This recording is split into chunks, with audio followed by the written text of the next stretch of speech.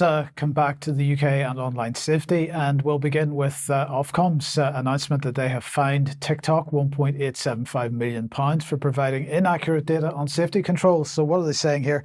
This is because TikTok failed to accurately respond to a formal request for information about its parental controls safety feature. So Ofcom saying gathering accurate information from regulated companies is fundamental to our job as a regulator. Firms are required by law to respond to all statutory information requests from Ofcom in an accurate, complete and timely way. This includes providing accurate and complete information. In this case, Ofcom sought information from video sharing platforms to inform a planned report highlighting the safety measures they have in place to protect children from harmful content. That report was published in December, but TikTok took too long about it, and so Ofcom has fined them $1.875 million. But that includes a 25% off deal that they did because TikTok decided to cooperate. So they got a special 25% off voucher and they used it. So in the meantime, then Virgin and O2 today have been announced their collaboration with Internet Matters, which is a pressure group that they're part of, to spotlight online safety harms in what they're describing as a powerful new film. Now, I'm not going to show you the film because it's not really that powerful. It's not really that interesting, but this is all about children and making sure that children are safe online. And so they've set up a website for it. Here it is. It's called Find the Right Words. So if you search for Find the Right Words, you'll be able to watch the film and see what they're talking about. Now, of course, O2, being a mobile operator, part of owned by Virgin Media now, they have a section on their website on age-restricted content and age verification. And this comes back to the digital ID stuff that we were talking about at the very beginning. But it's also about parental controls. And of course, if you switch on parental controls, you can restrict children or anybody using the particular mobile phone from accessing content they claim, which is listed as being over 18 content by the British Board of Film Certification.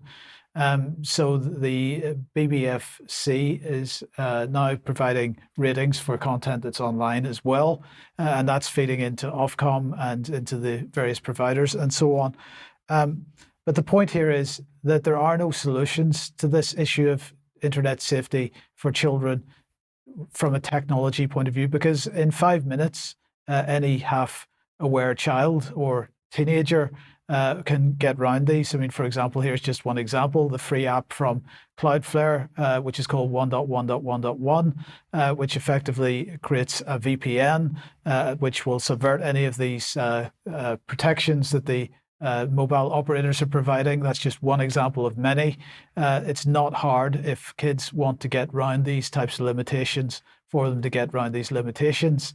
Everybody knows this, and therefore we've got to question what the actual motivation for these types of initiatives is. Is it really about protecting children, or is it about censorship and preventing access to certain, or at least trying to prevent access to certain types of content for the rest of us in the guise of protecting children?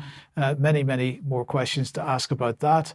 But in the meantime, in a related issue then, we've got the Telegraph newspaper, and the question is whether the Telegraph is going to exist for too much longer, or what the deal is going to be done, at the end of the day. Sky News has an update for us, and that is that Anton Levey, otherwise known as Nadeem Zahawi, the former vaccines minister and chancellor of the Exchequer, is pulling together a deal. He's believed to be pulling a £600 million deal together in order to buy the Telegraph, which is still under a lot of debt at the moment, and not really sure how it's going to survive unless somebody buys it.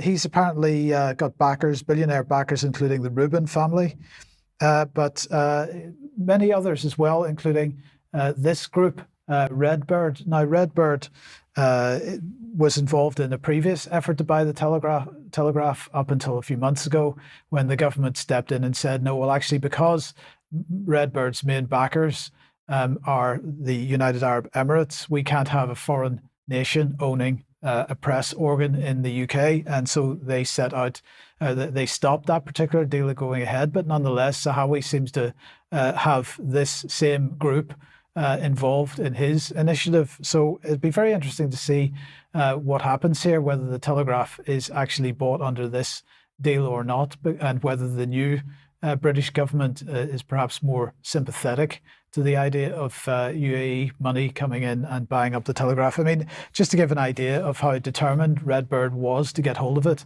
they paid off half of the £1.2 billion of debt that the Telegraph owes to Lloyds Bank. And they effectively got nothing for it other than a note saying that they are now owed money because the government stepped in and said, no, you can't have it. So this is clearly why they're trying to pull together a new deal to buy this newspaper, and we'll see where that goes. Absolutely. And how are they going to convince people to read it? Well, that's another question. That would be a big one.